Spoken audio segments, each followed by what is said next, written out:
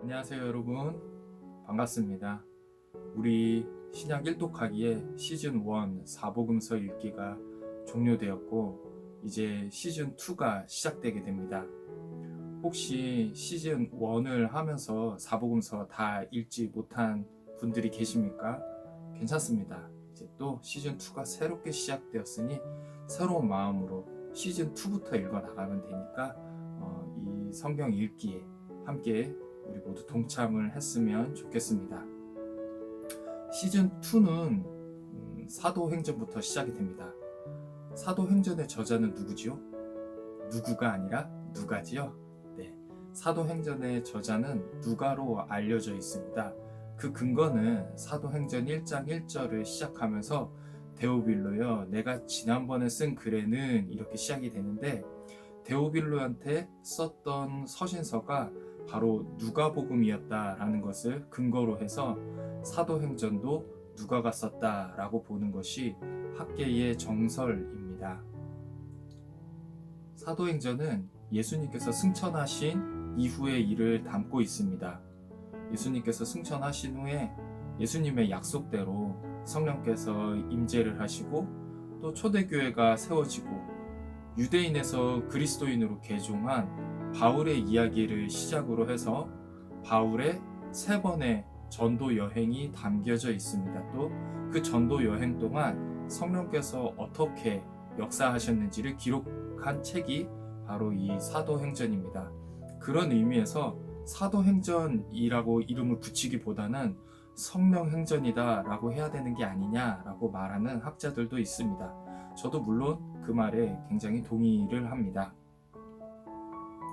바울의 3번의 전도 여행은 신약 성경의 대부분을 차지하고 있는 바울 서신들을 이해하는 데 있어서의 배경이 됩니다. 그런 의미에서 본다면 이 사도행전은 사복음서 뒷부분에 나와 있는 신약 성경의 일종의 프롤로그라고 보아도 무방하고, 또 어떻게 본다면 목차라고 보아도 무방할 정도로 그런 궤관적인 역할을 하고 있는 것이 바로 이 사도행전입니다. 사도행전은 복음이 어떻게 유대인에서 이방인으로까지 흘러들어가게 됐는지를 보여줍니다.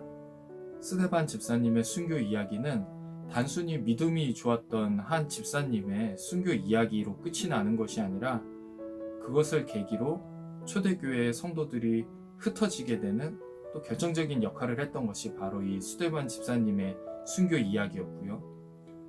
그 당시 스데반 집사님이 순교 당할 때 그 옆에서 스데반 집사님의 옷을 들고 있었던 한 청년, 스데반 집사님의 사형 언도를 마땅히 여겼던 그 한 청년이 부활하신 예수 그리스도를 만나고 그 삶이 변화되어서 어떻게 성령에 붙들림 바 되어서 성령과 함께 사역을 했는가를 나타내는 책이 바로 또 이 사도행전이라고 볼 수가 있습니다.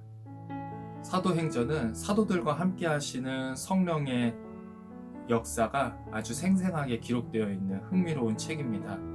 내용 중간중간에 보면 유머 코드들도 담겨져 있어요. 예를 들면 베드로가 감옥에서 나왔을 때 제자들이 모인 곳으로 베드로가 가게 됩니다. 그리고 그 제자들이 모였던 곳에는 한 여종이 있는데 밖에서 누가 똑똑똑 녹화하는 소리가 나니까 이 여종이 밖으로 나왔다가 그게 베드로 사도인 거를 보게 되었어요. 그러면 문을 열어줘야 되잖아요.